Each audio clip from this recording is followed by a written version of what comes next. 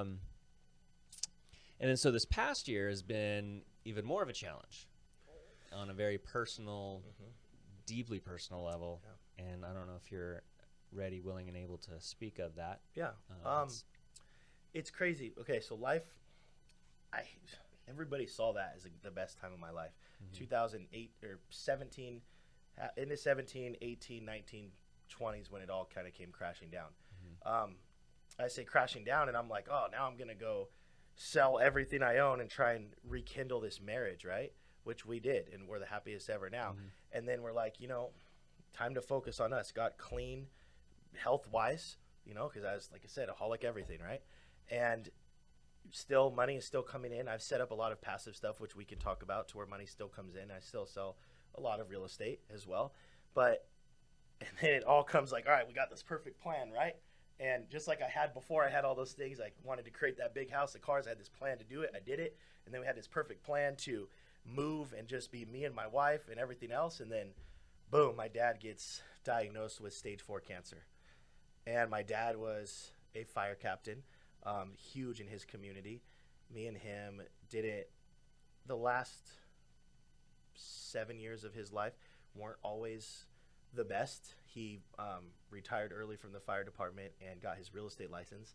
So of course he was like, oh, this is my son, firemen are like, I gotta beat that guy, competition, right? And we were always kind of competing in real estate and stuff. So we stopped talking in the last 3 years, and then he got diagnosed, and that took everything to just I just completely shut off and was just done for the past, I don't know, it's been 7 months almost, and then he unfortunately passed away, and that was one of the biggest another in these freaking short 2 years. It was oh my gosh, life is freaking short, dude. Yeah. How old was he?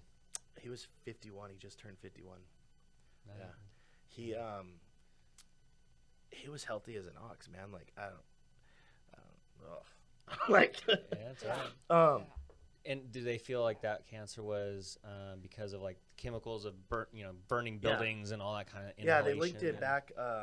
He was tall guy, always good health, 6'4", 6-pack, for his. He was hot. Yeah, he was First time very we met him, healthy. I'm boom, chicka, bow, wow. Lived in Manhattan Beach, right on the water.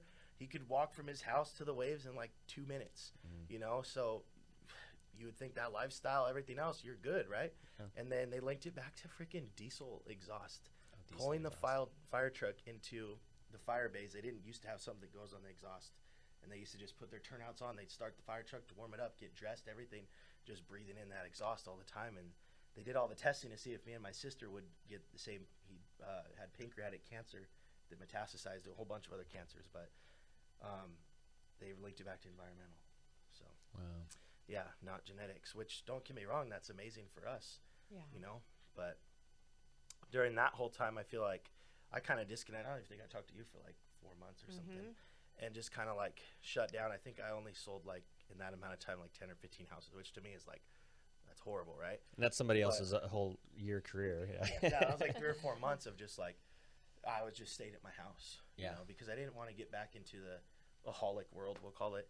So I was just kind of just shut down in my own space. And but at the same time, I learned a lot during that too.